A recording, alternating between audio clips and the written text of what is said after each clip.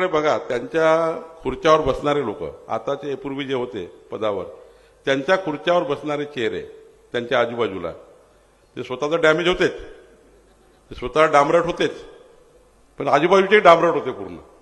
आता आशिष बाबू या बाजूला बघा, तिकडे धोटे साहेब आहे, इकडे डॉक्टर पोद्दार, कुंभारे साहेब, आमचे अशोकराव मानकर साहेब, हे समाजातले अत्यंत प्रतिष्ठित आणि समाजामध्ये अत्यंत उंची गाठलेले लोक या व्यासपीठावर पूर्ण बसलेले दिसतात तुम्हाला.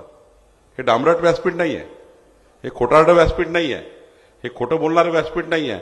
हे व्यासपीठ राजमाता लोकमाता अहिल्यादेवी होळकरांच्या प्रेरणेने विकसित महाराष्ट्राकरता काम करण्याकरता देवेंद्र फडणवीसांच्या मागे हे व्यासपीठ ताकदीनं उभं आहे. आणि त्यामुळे या व्यासपीठाला महत्व आहे. या व्यासपीठाचे चेहरे सर्व विकसनशील चेहरे आहेत, खालचे आहेत. डॉक्टर पोद्दार आणि टीम मागे लागलेली आहे.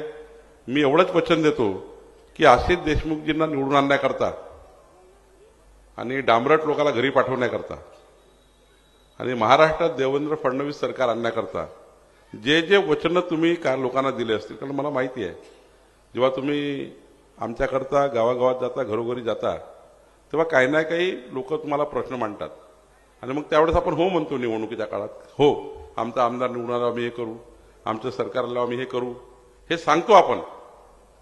पण हे सांगितल्यानंतर आता आमची जबाबदारी आहे निवडून आल्यावर तुम्ही दिलेल्या प्रत्येक शब्दाची मान राखून ते काम करून देणे.